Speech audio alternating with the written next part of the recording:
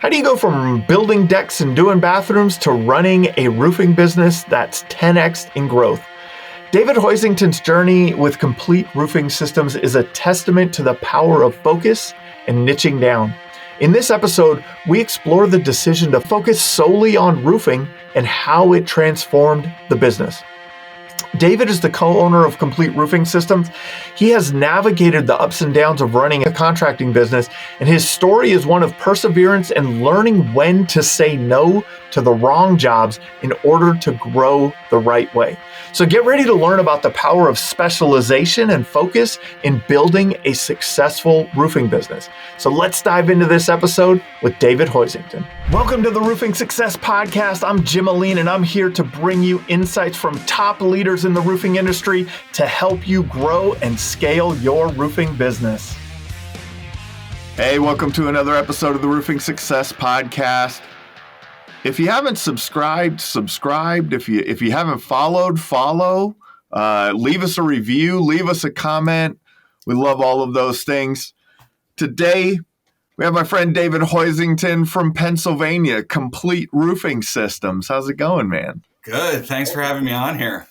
Yeah, we got to spend some time out in Salt Lake, out in the Salt Lake area at one of the Job Nimbus events, and good conversations, and you're doing a lot of fun stuff with your business. And I wanted to kind of have this conversation, but let's talk about first how did you get into roofing? Yeah, so I guess it's a long story, but I think we can pick some things out of it. In high school, I was working for a builder. I loved building, and the foreman, he did roofing on the side. So we were like moonlighting roofs on weekends, evenings, just hustling.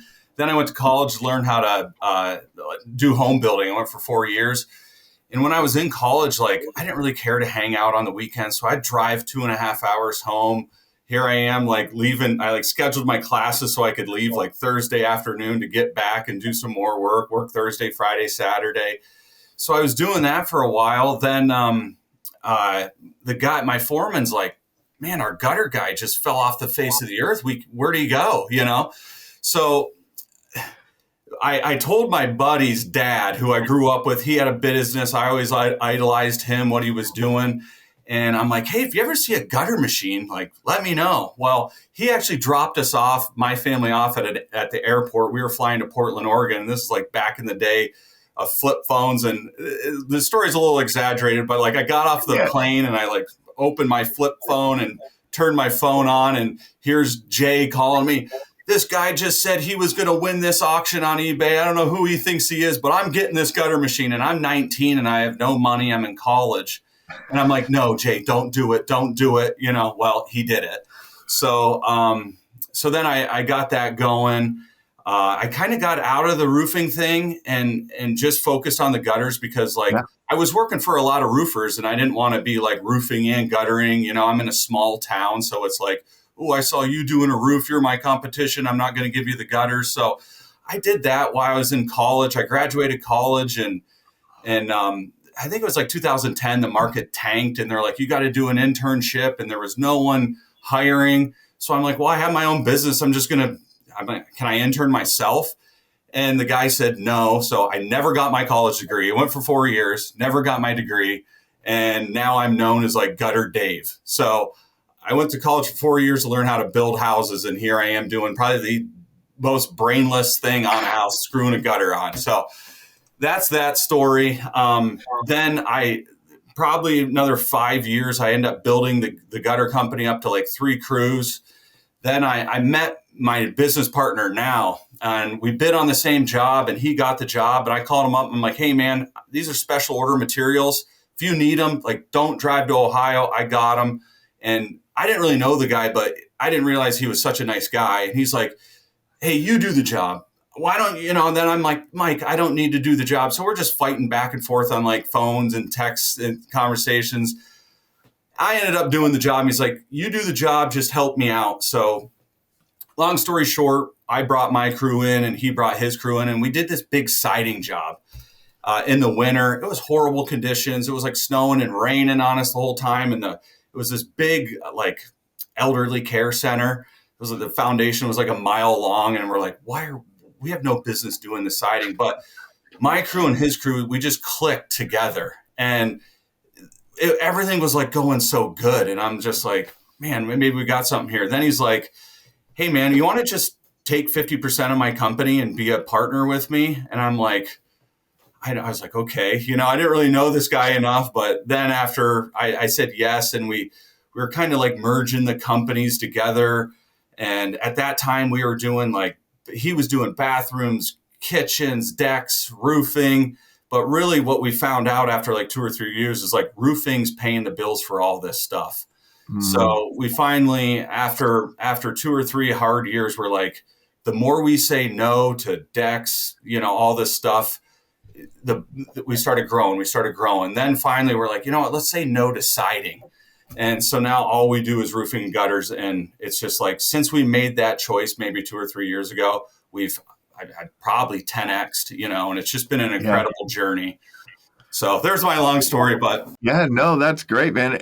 That's the story of a lot of successful companies. It's a lot of times early on, we think we need that money, right? We need that job. We need to, there's money in front of us. We have to take it. And I do think that there is a place in the early stages of your business where, yeah, go do that job, get the check, right? But it definitely becomes a place where saying no is more beneficial than saying yes. What were some of the hard thoughts on that? Like, what were some of the things, hard discussions that you guys had, around that? Hey, are we going to have enough work to keep all the guys busy? Hey, we're going to have to let some guys go, because we had some really good foremans that were great at building decks, doing bathrooms, things like that. And we're just like, we were too spread out, and we didn't have the office staff to control everything. And it was like, man, then it was like every time we did a roof job, it just end up, okay, we got money in the account, let's get this paid for. So it was just that dance. But the hardest thing was just the people. I didn't want to let these people go.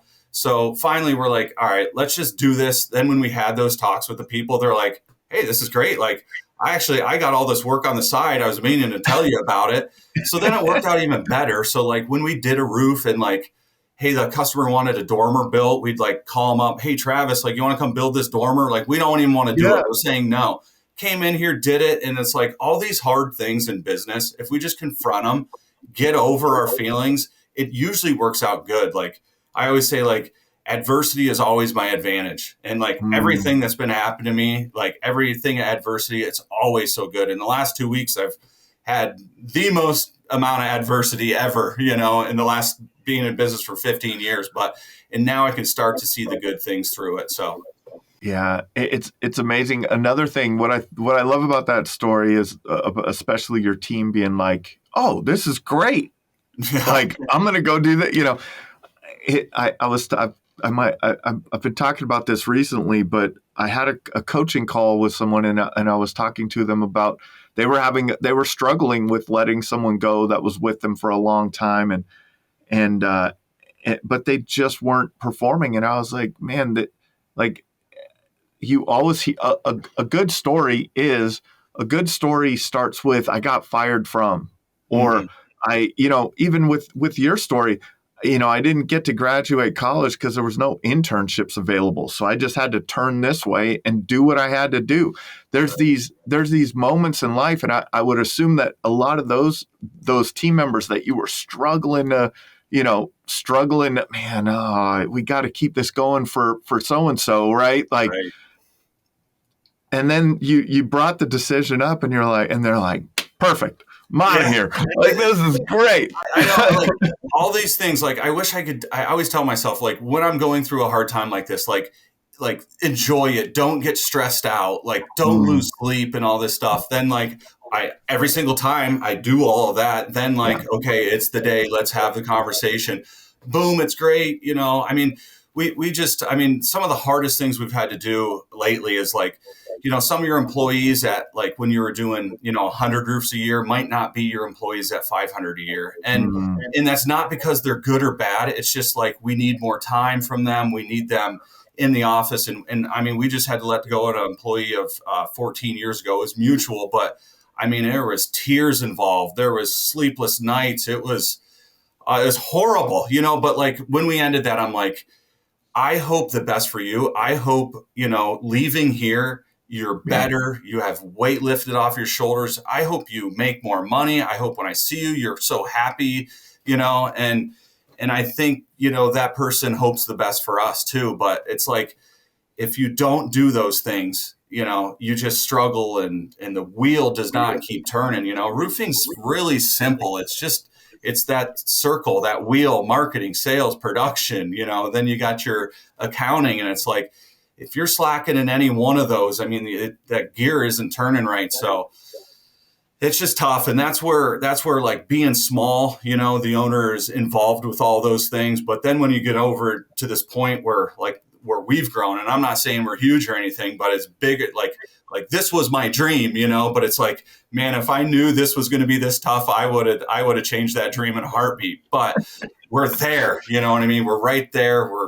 Everyone's on board, and it's just a really exciting time for our company right now. We're finishing our new warehouse and office, and we've needed that for years. So just a really good time. But also, it's like we've been hitting those difficult times, and oh man, a lot of stuff. I want to talk about that with you. I want to talk about this. Like, I love this. What was the original dream was what? Oh man. So back when I was gutter Dave, it was like, hey, I want like 2 or 3 gutter crews. And we did that. We had those crews going with, we were just going nuts guttering us rural America or rural Pennsylvania. But then once I got connected with Mike complimented me so well. Like, I'm the structure guy. I'm the process guy. Mike's like, hey, we can do 200 roofs a year. And I'm like, what? How are we going to do that? You're nuts.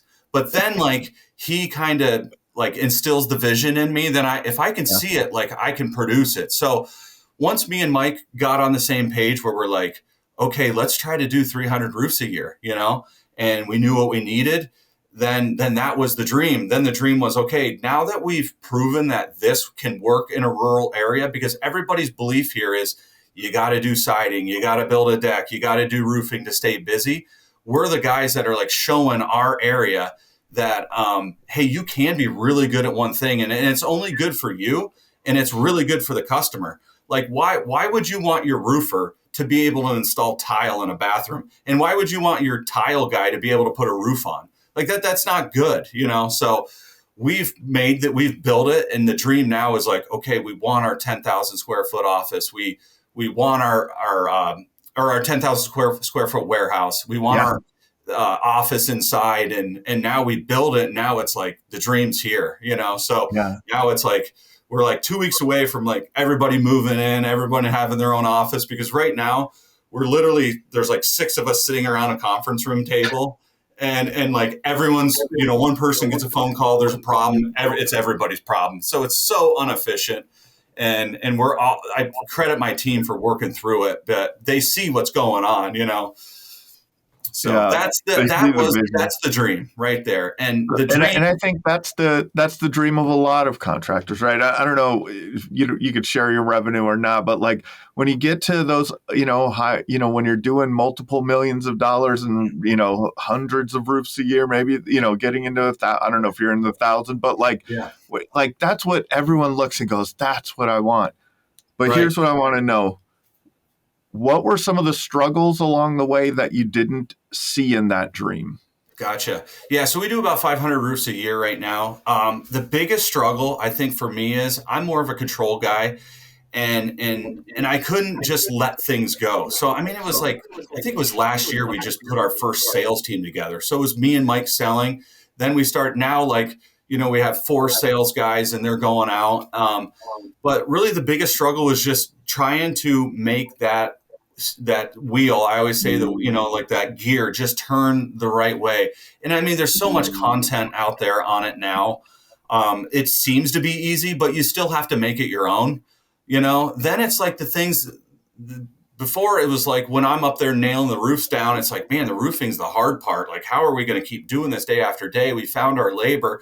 Now it's like workers' comp audits, taxes, accounting, like everything else is the easiest thing. Like all my guys that were there nailing roofs on with me 10 years ago, most of them are still at the company. Many of them are project managers, sales reps, things like that. But gosh, these workers' comp audits, you want to get me jacked up.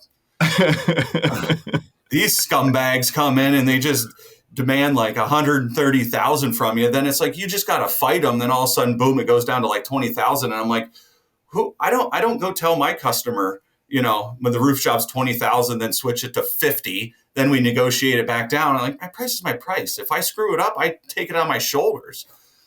Well, it's nice to be the government. Oh, man. I tell you what, like I see a big opportunity in the roofing industry of just someone just kind of niching out on like helping businesses with workers' comp stuff. And I know you can get lawyers to do that stuff, but there's got to be like this is the first thing I'd invest into is some big nationwide company that knows every state, because we're right on the border of Pennsylvania and New York. Yeah. So New York's super strict and a lot of PA companies don't honor it. And some of the problems that we had is, we send in our subcontractor certificates. Oh yeah, everything's good until audit time. You say, oh, this is phony. I pull up all my emails. I'm like, you said it's good, like it's your word. It's, so. What are some things you've learned in dealing with those?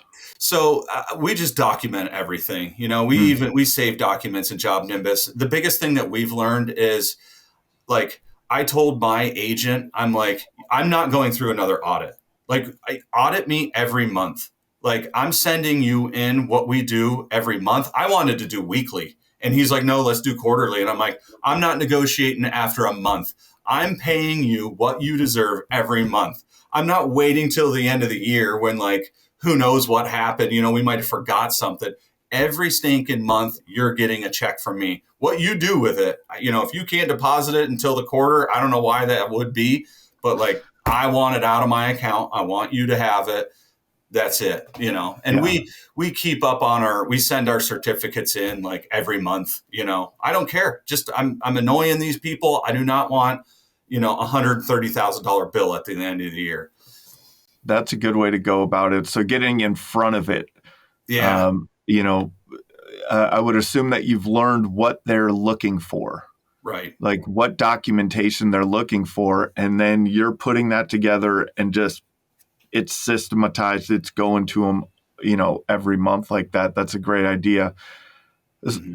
A big unexpected payment, man, that could make or break a year, It's not fun. It's like, You're like end of the year, like, all right, like, man, we went from like nothing and now we have something. And it's like, okay, like me and Mike aren't like, let's put it in our pocket. Like, let's start building the building. Let's start making that savings account for the building.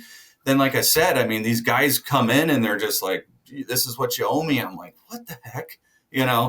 But, and honestly, I mean, this might not be everybody out there, but like, I think there's a lot of people out there that like, and I could be totally wrong at this, and that's okay. I think there's a lot of people, I don't care if I think there's a lot of people out there that are like, hey, I'm just going to give them this 130,000. We're going to negotiate it to 80 and still, they're ahead. I lost. And just because like, at the beginning, we didn't have our documents right. Like we just hired our first secretary, like I think it was like 2 or 3 years ago, now she's doing production. We just hired a new one and, we're just learning the game. Like not everybody has their stuff together, so. It takes time. There is so much to learn in business, right? There's so much to learn as an owner. A lot of times you hear like a sales rep that becomes an owner, or maybe someone someone on the production side that becomes an owner, and they know what they do, but there's this other knowledge that you don't have, and that's the business side. It's the insurance, it's the taxes, it's all the different things that come along with this. Human resources. Like man. We need HR now too. Unbelievable. I never thought we would get like, we have 18 full-time employees like through the gutter company and through our company, the roofing side too. Then we have, our 40 to 60 subs that are working for us. So Yeah. Yeah, man, it's all fun though. That's the fun part Yes. about it. But never in my life would I have thought that I needed an HR girl. And we're like talking about it, or, an HR guy or girl. Yeah. Like we're talking about it now. I'm like, but that's the joy of being a business owner. But like my advice to be is like, what do you want to do in your company? Do you want to like stay small? Like there's a lot of times where I'm like, man, Mike, maybe we should just like shrink and like, let's work like 3 or 4 days a week. And we both love to go fishing. Like, that's a great reason to be in business is, hey, I want to make, what I should make working for someone in a week, in 2 days, in a day, and I can enjoy my life. Or you got to get over that hurdle and actually like go big and have your person doing production, have your sales team. And that way, like me and Mike can honestly, like we're leaving next week and I am not worried about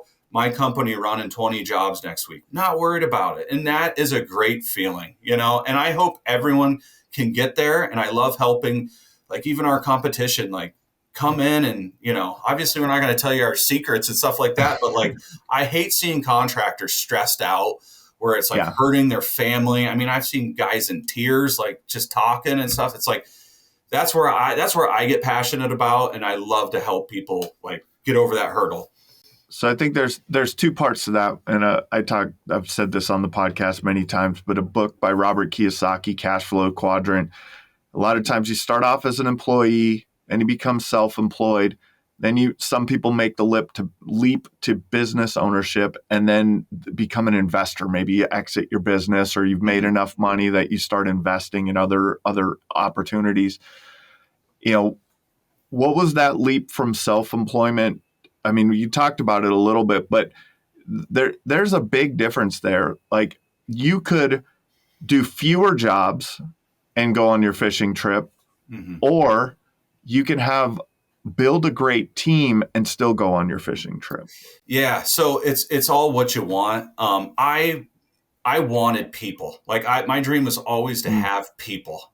And it's like, now that there's so many people around, like I just had an employee meet another employee at a golf outing. They're like, hey, you work at CRS? I'm like, yeah, they work there. So it's kind of funny, but I guess to get back to the question, like, staying small, it's your job. You got to be there every day. It's either, do you want a job or do you want a business? And I always wanted a business. And I realized that when I was in college, learning how to build houses, I'm like, man, in our area, I'm not down in Pittsburgh where hundreds of houses are going up, where there's like 10 a year around here that are going up, but it's like, do you want to hear about every problem? And that's a job. And like, now it's like, I always ask my people, I'm like, do I need to hear about this problem? Like, obviously if it's like a code red, all hands on deck, I'm happy to be about the problem. But like, I pay you guys to handle the problem. And honestly, you probably handle the problem a little better than I do. So it's all what you want to do. Getting to the bigger part of the company, to the big company is tough. It's hard, and you got to make those decisions, like letting people go, hiring people, things like that. But I enjoy being big. Right now it's the stressful time, but I'm really I don't need to get any bigger than 500 roofs a year. I don't need that. We don't have a desire to go to 1,000. Like if you Googled Sugar Grove, Pennsylvania, there's 500 people living here. There's 10 times more deer than people in my area. So it's like, for us to be this size, we're just reaching so far, traveling so far to do it. But like customers want us, and that's why we do it.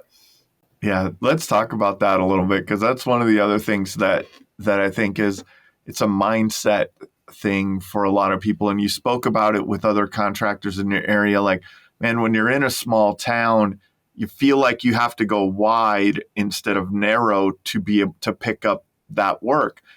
But to do 500 roofs a year in a town of 500 people, like, and what's the nearest like distance from where you're at? What's the nearest like bigger town? Yeah. Or so big there's city? Erie, Pennsylvania, and I think that's like a city of like 1,000 people. Then there's Buffalo, New York, and I think they're like 250,000. Don't quote me on that. It might be like I looked at the demographics before, but Yeah. Yeah. Then Pittsburgh's 2.5 hours away. And I do, we don't even get to Buffalo. Like, No. I don't even care. I'm not driving an hour and a half to Buffalo. I know like Buffalo Roofing's up there. They're great people. Like if someone calls me up there, just hire Buffalo Roofing. Then we do dabble in Erie a little bit. There's, we probably do, I don't know, maybe 50 or 60 a year up in Erie. And that is a little untapped market, but we're just really trying to give the customer the best experience right now with the calls we're getting. And this is what I really believe, that in smaller rural areas, smaller markets, man, there's an even higher lack of professionalism. Totally. And that's really, you've nailed it. That's like one of our niches. We always say like we're rural roofers. So there's every contractor out there he's in that job category. You own your business, but really that's your job. And man, like that for me was really stressful. We talked about that, but now we're just kind of proving that wrong, that, hey, be really good at one thing and do it, and really like the community gets behind you. Like everyone's cheering for us, and it's so easy to separate yourself from this guy, from the Chuck in the truck, because we're GAF Master Elite, we're given our warranties. It's not a David Hoisington warranty anymore. It's like, a lot of people hire me because of my name and who, I'm in the community and stuff like that. But like, I don't want to be nailing shingles on for 15 years, but at least, now you're hiring a Master Elite Complete Roofing Systems contractor. So and it's good for the people because like we see, probably 20 jobs a year. We see the people, hey, I hired this guy. My roof's leaking. He won't call me back. Or we have a ton of Amish people, like, I'm sorry if your roof's leaking at 9 p.m. How are you going to get a hold of these guys? And I'm not bashing them. I grew up right next to the Amish, So we just want to be that company where like, hey, this is a big decision. Nobody wants to buy the roof. Nobody wants to spend $20,000 on your roof, but like, don't do it twice. You know what I mean? And like in 20 years, if something happens to your roof, GAF's going to pay for it. If we did it right, we did all our things that we say we're going to do, and we do that. So it's like, that's what I like to see because, it's like, man, you're a family here and you're planning your kids' college. And I'd rather see you go buy a pontoon boat than put 2 roofs on in 10 years, so. I think that I have a couple of questions around this. Like, I think that, do you think that sometimes, okay, like we'll frame it a little bit differently. Like a salesperson that gets too many leads, I think they get lazy on the follow-up, right? They're just like, there's another lead coming. I'll just take that one, right? And maybe along that same line, when you're in a bigger area, there's roofing jobs to be had more prevalently, right? Like I tell a story about being up here in Minnesota at an ICO Profit Power event I was speaking at, and I counted of the contractors that showed up, there was probably $250 million in annual revenue in that room. Jeez. And that wasn't the GAF Master Elite contractors, that wasn't the OC Platinum Preferreds, that was just the ICO roof pros that showed up that day. Right. So I wonder if there's a little bit of, there's another one, right? And so the care that goes into taking care of that customer, maybe there's a little bit of that lost, or there's not enough attention paid. Because in a small town, I grew up part of my life in small towns in northern Minnesota, and man, you do something wrong, the whole town knows about it pretty quick. That's what I was going to say to your question. Like, that's what I tell my guys. I'm like, hey, man, like everybody knows me in Pennsylvania and my partner's from New York, and like a lot of people know him. So it's like, guys, just take care of these people, like show up to your appointments. And all of our guys are like really hungry. And I hate even calling them sales reps because we're really not out there selling. Like, here's your options, So because most of the guys, like I think 2 of our 4 guys were there next to me nailing the shingles on, so, and we hired another guy who was a lineman, a really good job. And he's like, I just want to be entrepreneurial. And, we had a hailstorm, which we never get hail, And he just saw it, and he's like, dude, I got to come work for you. I'm like, you're not leaving your lineman job to come work for me. Now he's thriving in it, So, but it's the same way. He has great customer service. And I always tell my guys, like, you got to have a ton of integrity in a small town. Like, a bad name will spread so fast in this little town, these little towns that we service. So, and I think that's why we are successful, is because, we never want to, we know what we need to make on our jobs. We don't need to make any more than that, because we know, hey, we're in this for the next 10, 15, 20 years. So let's just keep hitting our numbers and rolling. What are some of the things that you've done over the years to take care of that customer that maybe you didn't have to?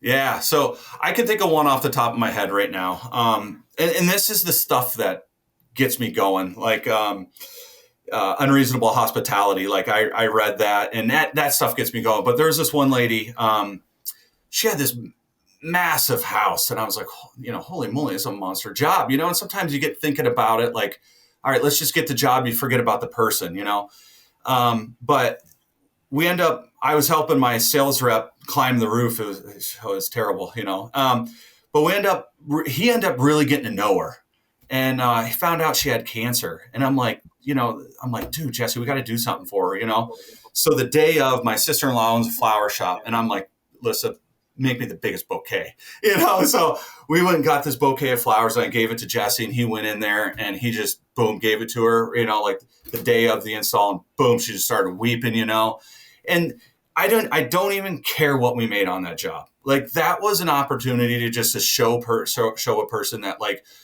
it's not about the roof. We care about you, and she saw it the whole way down, wrote us this awesome Google review and stuff. And like, stuff like that. Like, I don't even want to ask him for a Google review. Like, I don't want to ruin the flowers. Then, like, another guy, he works at the local, builder supply store. We don't even buy shingles from him, but he's just been an awesome guy. And he got sick and just, diagnosed with stuff. And, like, immediately I called up pretty much their rival, B&L, who SRS owns them. And I'm like, we're going to go put a roof on this guy's house, and SRS donated the shingles to the guy that works at Carter. And, we paid for everything else and threw a pizza party there. Like, those are the jobs I remember. I mean, there's a lot of jobs we made a lot of money on, but, like, that's what I try to instill in my team. I'm like, guys, you're going to make your money no matter what every year. But, like, every week, let's talk about what we can do that was so unreasonable for this customer. And that's the stuff that, like, unloads the stress for me. It's a selfish thing, really. If you think about it, it's great for our souls. It's great for my sales rep soul who does it. Yeah, it's great for the person who's receiving it. But, man, like, when I'm stressed out and you hear something like that, gone. I'm back at it, Yeah. I think that's easier I think that can be a why in terms of growing your business, because, when you're bootstrapping and you got to keep everything tight, you might not have the opportunity to do something like that as much as possible. Yeah. I mean, you might be able to, to afford to, help someone out like that. Yeah, for sure. I mean, the hardest thing with those things is just having the time to do it. And that's why now I'm like, I'm freed up. I'm not inspecting 300 roofs a year, climbing around, finding hail damage. And now it's like, man, I get to do this, and I get to encourage my guys to do this. And it's like, hey, we'll pay for it. Like, let's do it, and it's better than getting, like, sending a hat to them. Like, like, everybody loves that stuff too. But, like, to really, in our company camp checklist, it's like, hey, did the customer talk about something? Does he love the Buffalo Bills? Does he love to go fishing? And, like, we try to then, like, when the project manager shows up, like, he knows something about the guy. And everybody, we have a lot of personalities at our company, and it's like, hey, if one of the guys likes fishing, let's talk about fishing and stuff to him, or buy him some fishing lures. Like, that's the exciting stuff in business. Have you formalized a process for that? Like, do your sales reps, like, take notes on certain things to pass off to production? Yeah, for sure. So it's right in that company camp checklist. So, like, when our sales reps go, they got to do the checklist on, all the flashings and whatever. And then there's one at the end, and we're just like, we're like filling out about the customer. You know what I mean? Like, every roofer, like, hates working for the engineers who, like, tells you how to do your job. But, if there's someone who's, like, super fussy about stuff, and it's like, like, hey, don't wreck this person's flower, or Yeah. hey, this guy is going to be a pain in the butt. Like, we have to work for those people. And if we impress that person who's a pain in the butt, he's going to go talk about us like to no end. So yeah, we do that. Then when our project manager shows up, he sees those notes. I'm sure, you've heard this before. So,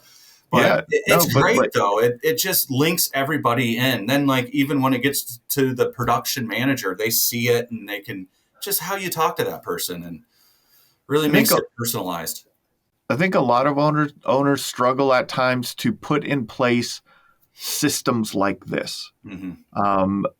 Systems of, hey, Pat, you have to fill in these notes. You have to maybe ask for a review. You have to do these certain things. How have you managed that? Yeah, automation's a job nemesis is great. We've been automating it. And actually, to get a Google review, man, ever since we did this, we incentivized it to our project managers, $50 for a Google review. Because like we last year we did so many roofs, and I'm like, we got like 80 Google reviews. I'm like, we're terrible, but it was when we had that hailstorm, we're just turning jobs like crazy, and but now like our project managers, oh my gosh, they're gonna bankrupt me. I'm just handing 50s out like crazy, but it's like it makes them get a skin in the game, and we want to try to start incentivize everything. Who's the guy? A1 Garage Doors. I forget his name right now. Yeah, Tommy Mello. Tommy. Yeah, I was just had Timmy in my mind. Yeah. But Tommy, I read his book and just follow his stuff, and like just creating that. Like, he spent millions of dollars on just trying to get some kind of incentive program. Even with our gutter guys right now, like paying per foot, they're W-2 employees in-house. So it's difficult to do that, and you always get the pros and the cons to it. But it's like, guys, let's try to do something. And we're going to try something like that this year. But that was the first incentive that we really did that just took off like that. Now my phone's just blowing up. I mean, we're getting like 1-2 a day. It's like, man, this is the best $50 I've ever spent. It is the best $50 you will ever spend. It is it's amazing. You mentioned a couple of books, and that leads me to think that, like, where did you get this? Like, has it always been in you? Like, I just like to learn things.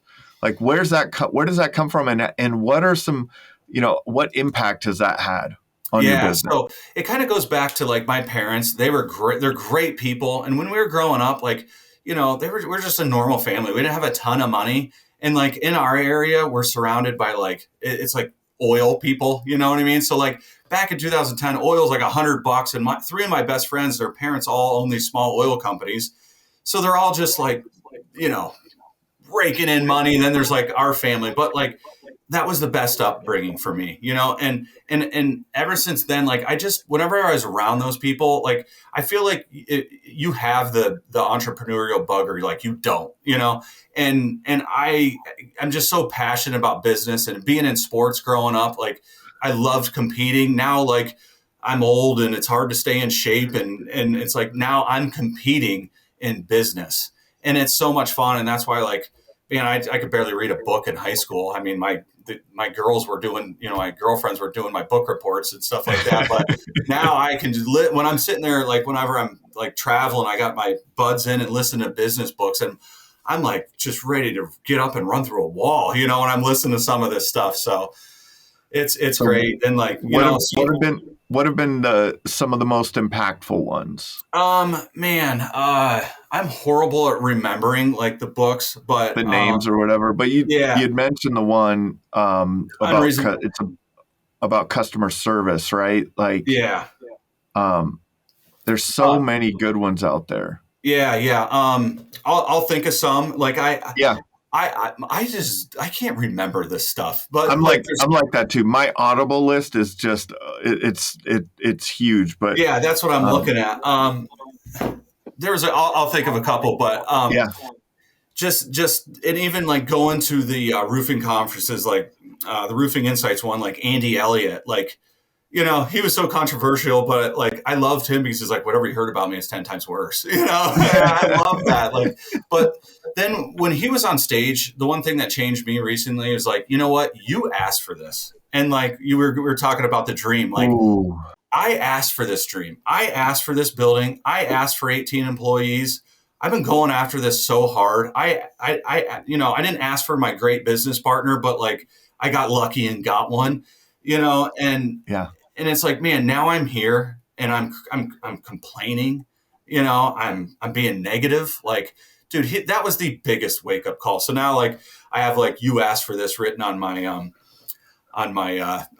bathroom mirror and stuff. See it every morning. So yeah, it's just tough, but No, that's a great mindset to have, because we do, like, this is what we want. There's I think it was Alex Hormozy, who's become oh pretty yeah, famous recently in the marketing space. And he, if I remember right, it was him, but he talks about, like, this is what hard feels yeah, like. yeah, man. It's Like, this is what hard I feels know. like. Like if we think, and you could take it back to sports analogies, or going to the gym and things like that. It's like, yeah, that's what heavy feels like. Like, if you want to lift that, you're going to have to work your way up to it, and then when you get there, you're going to have to lift Yeah. it.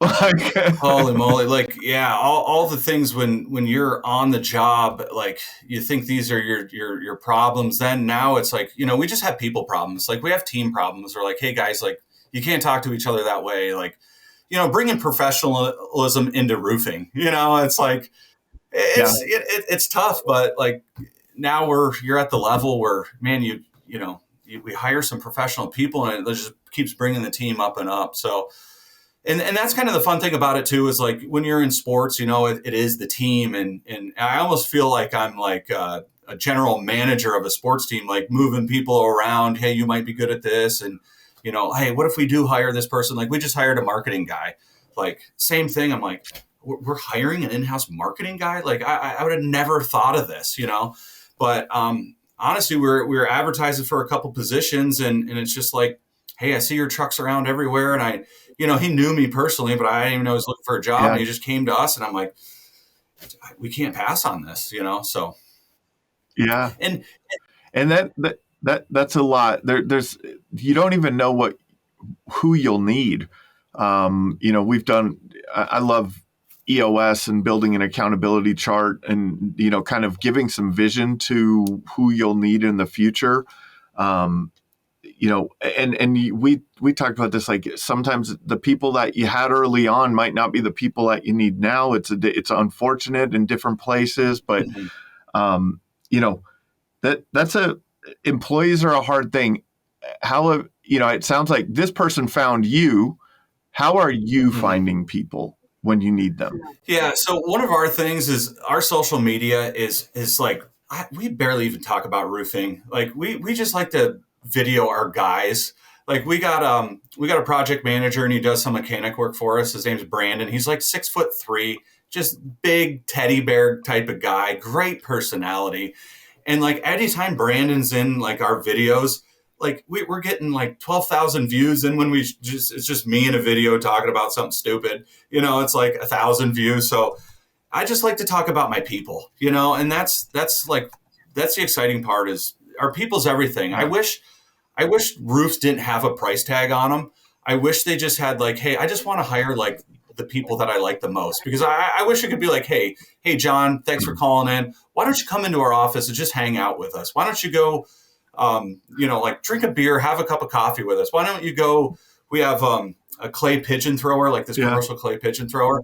Why don't you go out back to our gravel pit and shoot some guns with the guys? Like, that's what I want people. That's why I want people to hire us. But obviously, it does come down to money. Oh, but that is why people hire people, right? Like a lot of times there is a financial decision, of course, but a lot of times it's they hire you for the connection with the salesperson, right? Man, David was that guy, like, just liked him. Like, and Right. like I like him better than I like the next person. And, maybe he's a little bit more expensive, but in liking you, I'm willing to pay that. Like, that's Sure. I wonder how you could do that. Like, that would be an amazing thing. Like, just invite everyone, Yeah. like, here's all our potential customers for the month. We're going to go and have a barbecue at the office. Like, you have to come here Yeah. for Oh, man. That would be the dream. Yeah. That's what we're always do. Like on rain days, we got our grill Yeah, there and we're like cooking up that's stuff. I'm right. like, man, just stop by. But, Yeah. you were telling me some fun things. So I think this is it too, is to have fun in your business. And when you guys are building a new space, you've added some fun things into the space that are very uniquely you guys, right? Like it's very Yeah. uniquely you guys. Talk about that a little bit. Yeah. So I'm actually glad we're talking about this because one of the things that like whenever I talk to other business owners, we get so like we just get the wheels turning so much on like, working and I'm stressed out and all this stuff. And I'm like, guys, we never talk about like having fun. Like you can design your company to have fun. And even in one of our core values, like it's relentlessness, ownership, unity, and enjoyment. Like come here and enjoy. Like when you're around your customers, like enjoy your job. And if you can't come here and enjoy, especially here at CRS, like you got issues because like I said, we bought this commercial clay pigeon thrower. I mean, my employee, I go up to, we have like, I think I have like 80 acres now.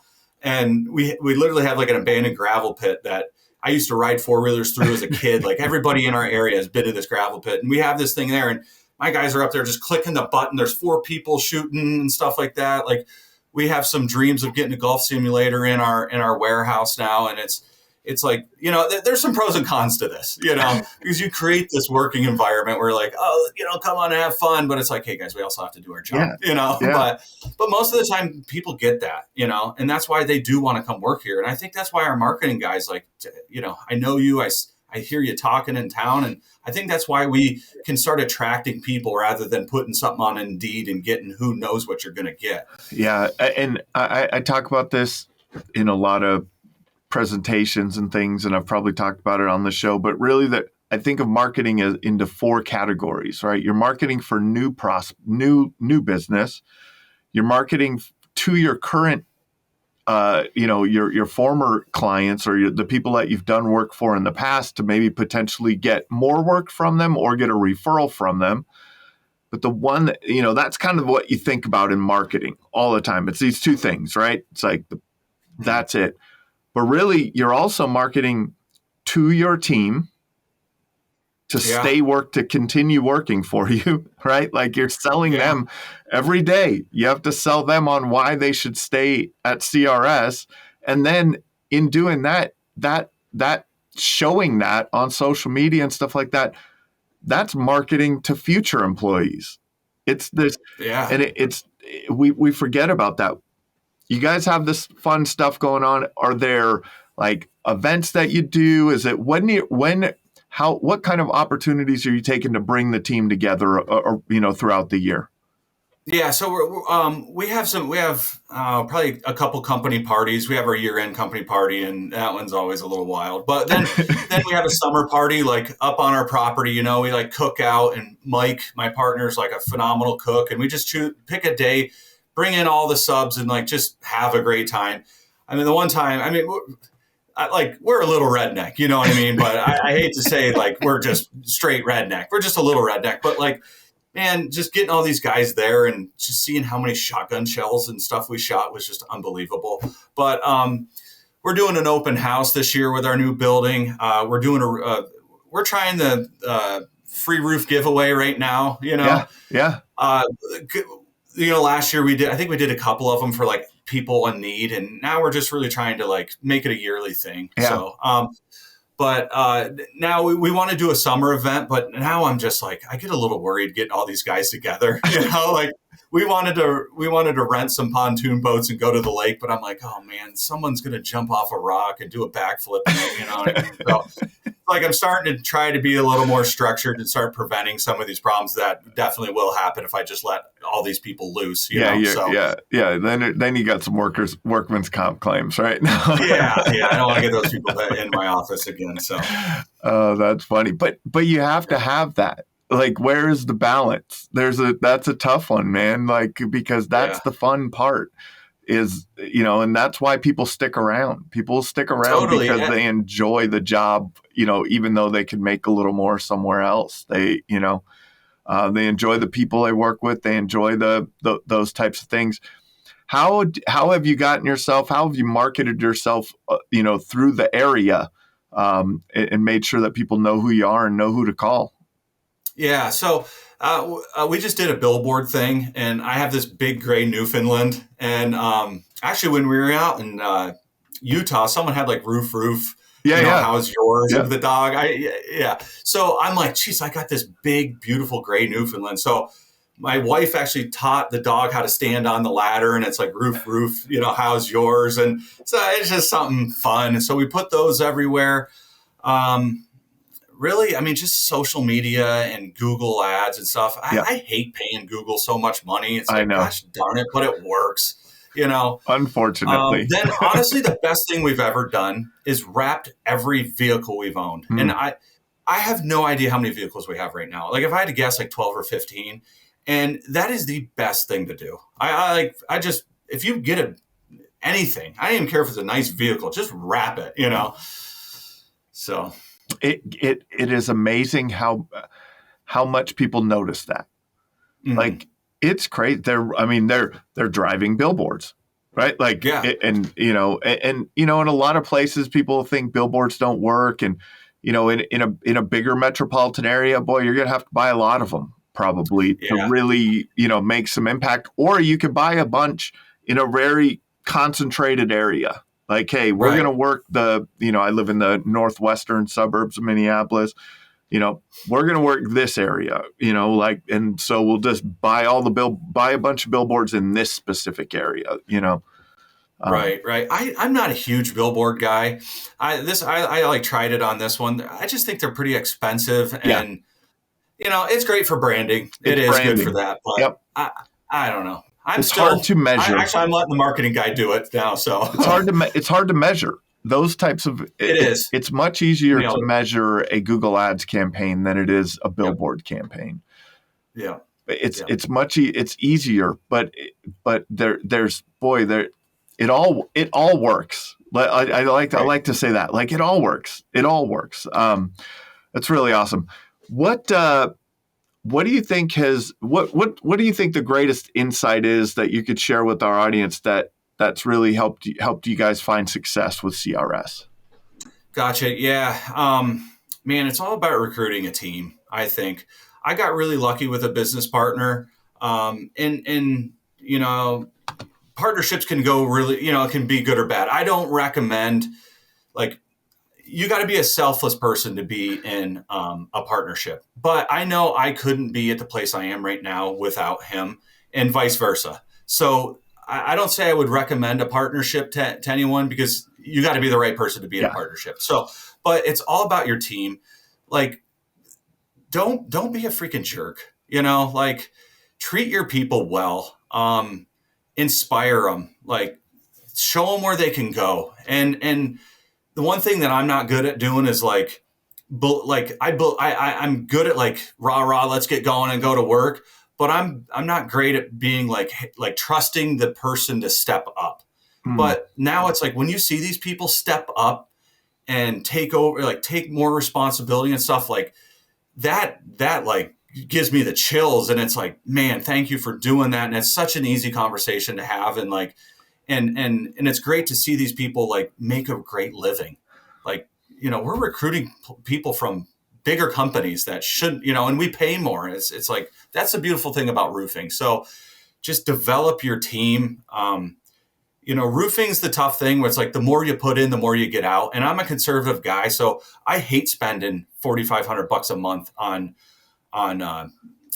Google and stuff like that. But it's like the time you don't do that, the wheel doesn't keep turning. And the time you don't hire that marketing guy, it just slows the wheel down. So, and that's where Mike's really good at, because I'm like, hey, I can say, hey, Mike, I can make the process to run 5 crews a day.